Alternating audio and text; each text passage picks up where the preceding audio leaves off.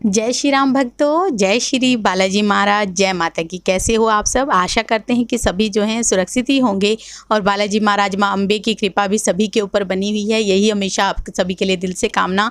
और जो है आज हम जानेंगे, बहुत ही ज्ञानवर्धक वीडियो आप सभी के लिए लेके आए हैं। सभी लोगों के मन में ये सवाल होता होगा और सभी लोगों ने सुना भी होगा कि देवी देवता परीक्षा लेते हैं। तो देवी देवता क्यों परीक्षा लेते हैं? अगर आपकी भी हो रही है तो कमेंट करके ज़रूर बताइएगा और हमारे साथ अंत तक बने रहिए, तभी आपको सारी वीडियो समझ में आएगी। अगर वीडियो अच्छी लगती है तो लाइक करें, शेयर करें, कमेंट करें और अगर आप हमारे चैनल पे पहली बार ही देख रहे हैं तो चैनल को भी जरूर सब्सक्राइब करें। साथ में बेल आइकन है उसको प्रेस कर दें ताकि आने वाली हर एक वीडियो की नोटिफिकेशन सबसे पहले ही आपके फ़ोन में पहुँच जाए। चलिए शुरू करते हैं आज की वीडियो। जय श्री राम जी। जय श्री राम, जय श्री बालाजी महाराज। मेहंदीपुर की पवित्र कृपा आपके परिवार पर निरंतर बरसती रहे और जगत जननी माँ अम्ब की कृपा आपके घर में अन्नपूर्णा रूप में वास करे। जय श्री राम। परीक्षा किस चीज़ की? परीक्षा आपके आत्मविश्वास की, परीक्षा आपके विश्वास की। एक शब्द है परीक्षा। देवी देवता भी इस कार्य को करते हैं, अपने भक्त की परीक्षा। क्यों? किस लिए? क्या भगत का नुकसान करने के लिए? नहीं। तो मैं आज यही बात आपको बताऊंगा। देखो, जीवन है तो परीक्षाएं भी हैं। जब से हम पैदा होते हैं स्कूल की परीक्षा देते हैं, फिर अपने माता पिता के आज्ञाकारी पुत्र हम बनते हैं या नहीं बनते, अपने माता पिता के चहेते बनते, तब भी हमारी परीक्षा होती है। माँ बाप भी कई बार हमारी परीक्षा लेते हैं कि हमारे बच्चे में क्या गुण है, क्या हमारे बच्चे की कैसी नीयत है, किस प्रकार से हमारा बच्चा है। इसी प्रकार से देवी देवता भी आपकी परीक्षा लेते हैं। माँ काली, माँ दुर्गा, माँ वैष्णो और हनुमान जी महाराज, सभी देवी देवता, जिस देवी देवता की आप सच्चे मन से आराधना करते हो, आपके इष्ट आपकी परीक्षा लेते हैं। गुरुदेव भी परीक्षा लेते हैं, क्लास में भी परीक्षा चलती है। इन परीक्षाओं में हम हर वक्त अव्वल आना ये स्वाभाविक भी नहीं है कि हर बार हम पास भी हों, लेकिन जब हमारा विश्वास अपने इष्ट के प्रति एक बहुत ही विश्वास अटूट हो जाता है तो हमारे इष्ट हमारी हेल्प भी करते हैं हमारी परीक्षाओं को हमें पास होने में। परीक्षा इस प्रकार से ली जाती है जब भक्त की, जब उसकी आराधना, उसकी पूजा, उसकी जब अपने इष्ट के प्रति भक्ति एक रूपेण बन जाती है, एक शक्ति रूपेण बन जाती है, भगवान के श्री चरणों में वो भक्ति जाकर समर्पित होने लग जाती है, तब भगवान को धरती पर अवतरित होना पड़ता है किसी न किसी के रूप में, किसी न किसी परिस्थितियों में, किसी न किसी के प्रॉब्लम में। तो किस प्रकार से, जैसा कि किसी के घर के अंदर किसी भी प्रकार की प्रॉब्लम है, आपने बहुत सारा ऐसा वृतांत तो देखा होगा कि भगत के वश में है भगवान, भगत बगैर नहीं है उनकी शान। आपने ठाकुर जी महाराज की भी देखा होगा, बहुत से लोग ठाकुर जी महाराज की पूजा आराधना करते हैं और उस मूर्ति में इतना रमन हो जाते हैं कि उनको ये नहीं पता था, उन्हें अपनी शुद्ध का भी नहीं पता होता। इसी प्रकार जो अपने इष्ट की आराधना करता है, पूजा करता है, उसकी पग पग पर परीक्षा होती है। अब उस परीक्षा लेने से आदमी पास होता है। अगर मान लीजिए, अगर आप मान लो आपने पूरे साल 10वीं की पढ़ाई करी, 10वीं की पढ़ाई करी और लास्ट में जाकर आपने एग्जाम दे दिया और उसमें आप पास हो गए, और पास हो गए तो ये आप पास माने गए ना। इसी प्रकार से जब हम पूरे जीवन में, अपने जीवन के अंदर जो भी हम अपना अच्छा कर्म, बुरा कर्म, जो भी निचोड़ निचार के जो हमारा पुरुषार्थ बचता है, जो हमारा पुरुषार्थ है, वो प्रभु के श्री चरणों में जाकर जब जाता है तो भगवान स्वयं अपने भक्त की परीक्षा लेते हैं। इसी प्रकार से हनुमान जी महाराज की भी परीक्षा हुई। क्यों हुई? आपको पता था कि माता सीता का पता वो लगा सकते थे। क्या हनुमान जी भक्त शिरोमणि भी हैं, वीर शिरोमणि भी हैं? उनके जैसा वीर भी नहीं है। अष्ट सिद्धियां, नव निधियां, यहाँ तक कि सभी देवी देवताओं का वरदान प्राप्त है, और तब ब्रह्मास्त्र जैसी शक्तियों को वो झेल लेते हैं, पहाड़ों को 1 मिनट में उठाकर परे फेंक देते हैं। तो आप सोच के देखो कि हनुमान जी महाराज की स्वयं परीक्षा ली गई भगवान राम के द्वारा। भक्ति की परीक्षा किस प्रकार से ली गई? उन्हें पता था कि माता सीता को जब लास्ट में जाकर देख लिया, सारी जगह माता सीता का कोई भी पता नहीं लगा पाए, तब जाकर अपना असहाय रूप में बैठ गए। लेकिन तब भी भगवान की कृपा ने ही उन्हें याद दिलाया। जामवंत जी के रूप में वो कृपा सामने आई और अपने आप ही ऐसी प्रकार से जब भक्त निराशावर्धक हो जाता है अपने इष्ट के प्रति, अपने गुरु के प्रति, जब वो ये देखने लग जाता है कि मुझे क्या हो रहा है, मानो मुझे समझ में नहीं आ रहा, तब भगवान स्वयं अवतरित होते हैं अपने भक्त को किसी न किसी रूप में ज्ञान देने के लिए।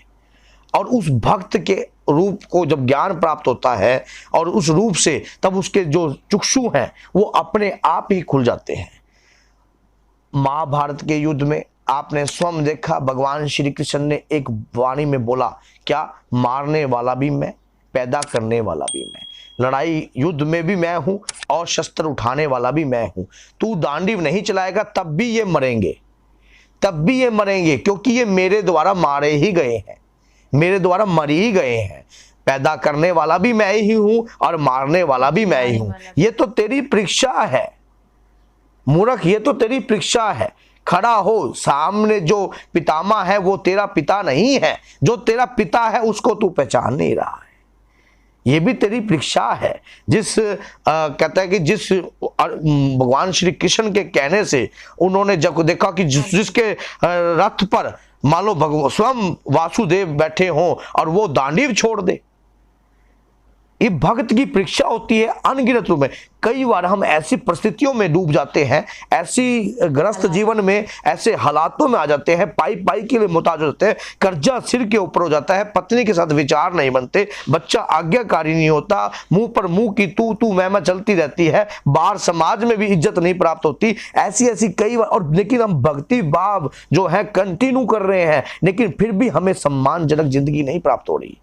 तो समझ लेना कहीं ना कहीं आपके इष्ट, आपके हनुमान जी महाराज, आपकी माता रानी आपकी परीक्षा ले रही है। जब हम कई बार ऐसे बड़े बोल भी बोल देते हैं, हमारे द्वारा बड़े बोल भी निकल जाते हैं, तो स्वयं भगवान आकर उस बोल को कंट्रोल करने के लिए ही हमारी छोटी छोटी परीक्षाएं, कलयुग में जो परीक्षाएं हैं छोटी हैं और फल भी अधिक है, अधिक गुना फल प्राप्त होता है।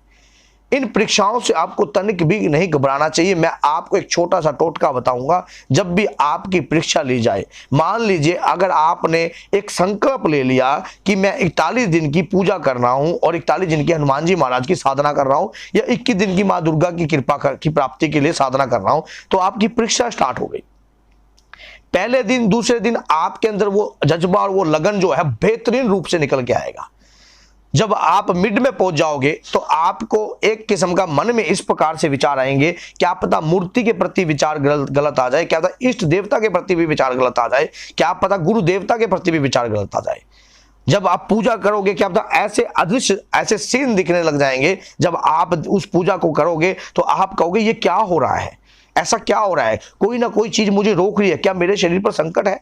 नहीं, उस दौरान आपको आपके इष्ट के ऊपर पूर्ण रूप से विश्वास होना चाहिए, अपने गुरु के ऊपर पूर्ण रूप से विश्वास होना चाहिए। आपका गुरु हुई और आपके इष्ट की कृपा ही वहां पर आपको बचाएगी। अब मैं आपको बताऊंगा कि आपको बचना कैसे है। मान लो आप हनुमान जी महाराज की कृपा की प्राप्ति चाहते हो और आप कंटिन्यू साधना कर रहे हो, पूजा कर रहे हो, जैसे बीच मझधार में चले गए हो, कई बार परिस्थिति इस प्रकार से आ गई है कि घर में क्रोध उत्पन्न हो गया है, मान लो, और आप साधना के दौरान हो, आप पूजा के दौरान हो, और उस दौरान आप उस क्रोध पे अंकुश कैसे लगाएं? अंदर से विकार उत्पन्न होने लगे हैं, जो हमारे शरीर के चक्षु हैं वो बाहर आने लगे हैं, वो हमारा रुद्र रूप निकलने लग गया है बाहर, लेकिन उसको किस प्रकार से कंट्रोल किया जाए? आपको एक ही मंत्र का मैं बताता हूं, ओम सीताराम। ये सबसे बड़ा जो मंत्र है। जब भी आपके अंदर इस प्रकार के विचार उत्पन्न होने लग जाए, ऐसी मलिनता उत्पन्न होने लग जाए, आपका क्रोध आपके शरीर पर काबू ना हो पाए, और जब आप अपने खुद के शरीर के वश में ना रहे, समझ लेना कि आपकी परीक्षा ली जा रही है। आप जिस भक्ति को, क्योंकि जिस प्रकार से हम चाय बनाते हैं, कई बार कहीं लोग आपने देखा होगा चाय को रगड़ाते हैं, तब जाकर चाय के अंदर एक तेजपन आता है, तब जाकर वो चाय एक ब्लैक कलर की हो जाती है, रेडनेस शेड की हो जाती है। तो आप सोचो कि उसको गैस को भी कई बार ऐसे करते हैं, कहीं चम्मच से, कहीं उबाल से। तो इसी प्रकार से हमारे जीवन में भी इस प्रकार से उछाल जो है कंटिन्यू चलता है। ये उबलता पानी की तरह ही है, ये बुबला कब उबलेगा कब गिरेगा, कब उबलेगा कब गिरेगा, और एक वक्त आएगा जब उसका मधुर रस भी बढ़ेगा। ये आपने इस प्रकार की परीक्षाओं से घबराना नहीं है। आपने जितना, वो कहते हैं ना, एक साध्वी पूर्णिमा जी ने एक भजन गा रखा है, तू जितने मर्जी दुख दे ले, दुख सहन दी आदत पै गई है। तो ये धीरे धीरे जो दुख होते हैं, अपने इष्ट से ऐसा प्रेम पैदा करो कि वो परीक्षा लेने ही भूल जाए। क्या मीरा जी की परीक्षा नहीं हुई? क्या सूरदास जी की परीक्षा नहीं हुई? क्या तुलसीदास जी की परीक्षा नहीं हुई? जो परीक्षा सभी की होती है। जब आप एक क्लास में एडमिशन ले चुके हो, उस क्लास की परीक्षाओं को कर रहे हो, आज कोई कह दे कि मैं माँ दुर्गा का भगत, मैं हनुमान जी महाराज का भगत, मैं माँ काली का भगत, तो माँ भी अपने बच्चे की पूर्ण रूप से परीक्षा लेने आती है कि कितनी अति है इसके अंदर, कितना विश्वास है मेरे प्रति। ऐसी संकट की घड़ी आपके सिर पर खड़ी हो जाएगी और आप तो 1 मिनट में कहोगे, माता मैंने तो आपकी इतनी पूजा करी, क्या बात, मेरे ऊपर भी संकट आना लिखा था क्या? तो परीक्षा कौन देगा? परीक्षा तो किसी भी चीज की हो सकती है। परीक्षा तो आपके समर्थ की भी हो सकती है, आपके क्रोध की भी हो सकती है, आपके धन के ऊपर भी हो सकती है। परीक्षाओं के अनगिनत रूप हैं देवी देवताओं के, वो किसी भी प्रकार की परिस्थितियों में आपको डाल सकते हैं और निकालेंगे भी वही। ये मत छोड़ देना आप, अच्छा आप पास हो चाहे फेल हो, ये छोड़ दो, आप रिजल्ट में आप पास ही आओगे, लेकिन वो उस समय आपके समर्थ की परीक्षा ली जाती है। मान लीजिए छोटा सा बच्चा है, हनुमान जी महाराज की पूजा कर रहा है 15-16 साल की उम्र से, और कंटिन्यू उसको 20-21 साल का हो गया और कंटिन्यू एक ही मंत्र की आराधना कर रहा है, शक्ति कर रहा है, और दिव्य शक्तियां उसके शरीर पर चलने लग गई हैं। अगर अब भगवान भी उसकी परीक्षा लेंगे, भैया इसको छोटी सी उम्र में, जैसे हनुमान जी को छोटी सी उम्र के अंदर दिव्य शक्तियां प्राप्त हो गई थी, तो उस पे अंकुश भी लगाना पड़ा। तो भगवान स्वयं भी देखते हैं कि कब इसको उस कृपा की प्राप्ति हो। आप तनिक घबराओ मत। बहुत से लोग जल्दी हौसला छोड़ देते हैं। हनुमान जी महाराज की पूजा कर रहे हैं तो कहते हैं हनुमान जी ने कुछ नहीं दिया, चलो शंकर जी की शरण में चलते हैं, चलो शंकर जी ने कुछ नहीं दिया, चलो राम जी की शरण में चलते हैं, चलो माँ दुर्गा की शरण में चलते हैं, माँ दुर्गा कुछ नहीं दे रही है तो माँ काली के स्वरूप को पूजते हैं। नहीं नहीं नहीं नहीं, जो एक ही हृदय में बसेगा वही कृपा देगा। अगर यही पर बात हो, क्या आप बताओ, क्या प्रहलाद की परीक्षा नहीं हुई थी? अब जो प्रहलाद, जिस पे भगवान श्री विष्णु जिसको हर पल भर में देख उसके ऊपर दृष्टि रखते थे, हर पल में के अंदर आप, और मंद मंद मुस्कुराते थे, तो माता लक्ष्मी पूछती थी कि प्रभु आज आप क्यों मुस्कुरा रहे हो? कि आज मेरे भक्त की परीक्षा चल रही है। तो हर प्रकार की परीक्षाएं चलती हैं। जीवन का उतार और चढ़ाव ही परीक्षा है।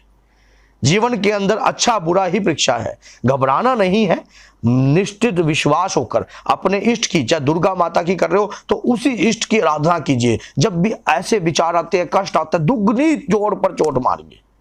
आपको पता है, जब आप कोई भी चीज पे प्रहार करते हो दुगनी ताकत से, तो वो अपना बल, एक बार आपके उस बल की भी परीक्षा होती है कि वो जब वो अंदर नहीं जा रहा होता, जैसे कि हम एक गन के ऊपर प्रहार कर रहे हैं या कोई ऐसे मार रहे हैं या खुट्टी गाड़ रहे हैं, तो वो नहीं जा रहा, तो वो भी आपकी परीक्षा है।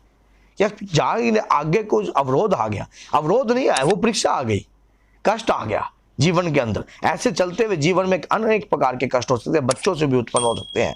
ग्रस्त जीवन है, ग्रस्त जीवन में अनेक प्रकार की, जब हम पूजा का तप बढ़ने लग जाता है, अनगिनत रूपों की तरह के परीक्षा चलने लग जाती है। तो बोलिए जय सीताराम, जय श्री बालाजी महाराज। मेहंदीपुर की पवित्र कृपा आपके परिवार पर निरंतर बरसती रहे और जगत जननी मां भवानी अम्ब के कृपा आपके घर में अन्नपूर्णा रूप में